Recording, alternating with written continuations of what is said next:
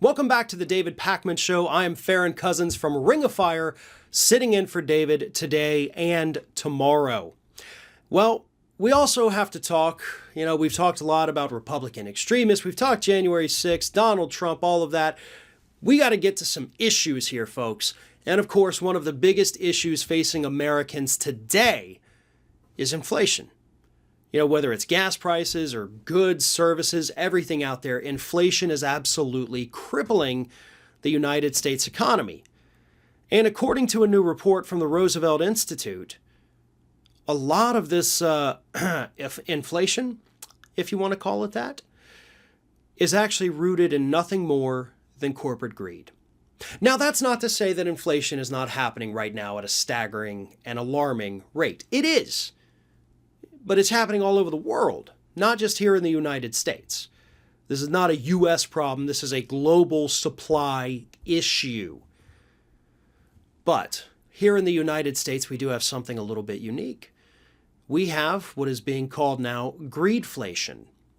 And that greedflation is corporations, of course, jacking up prices beyond what inflation is forcing them to pay and passing that on to consumers.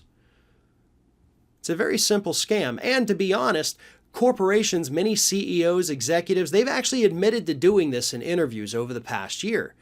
They have said on the record that times of high inflation are the perfect time for companies to raise their prices anyway. One, because they don't get blamed for it, but two, inflation eventually goes away. Sometimes it lasts a little longer, but eventually the prices will go back down. And when people start seeing the price tags go back down, they get happy. They're like, oh boy, it's over.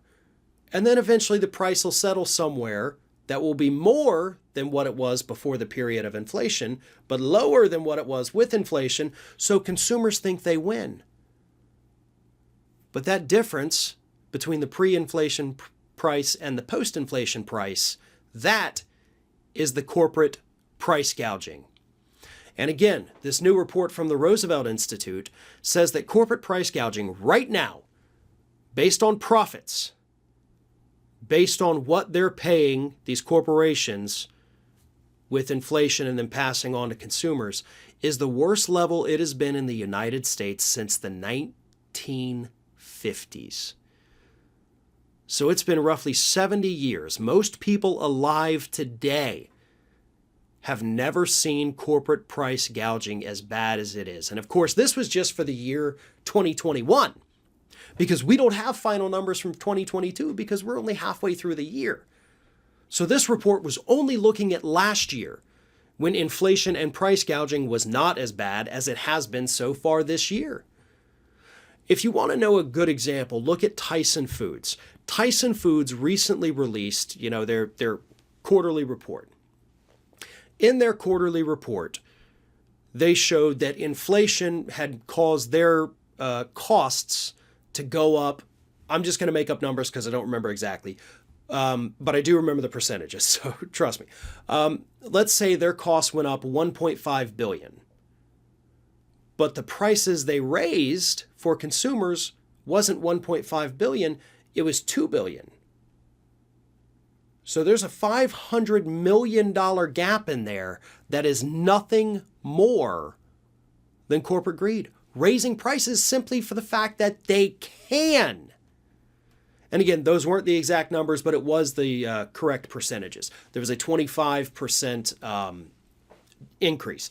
So what we're looking at is a time when the United States, more than ever, needs a windfall profit tax on these corporations, whether it's the oil industry, whether it's the grocery stores, manufacturers, car manufacturers, doesn't matter.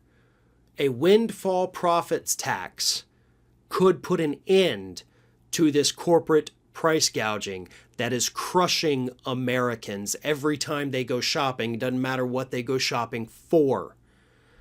And believe it or not, this corporate windfall profit tax is now supported by a majority of American citizens. A majority of them want this windfall profits tax. It's a simple solution. It's a simple solution to a growing problem that affects the wallets of everybody in this country, rich and poor alike.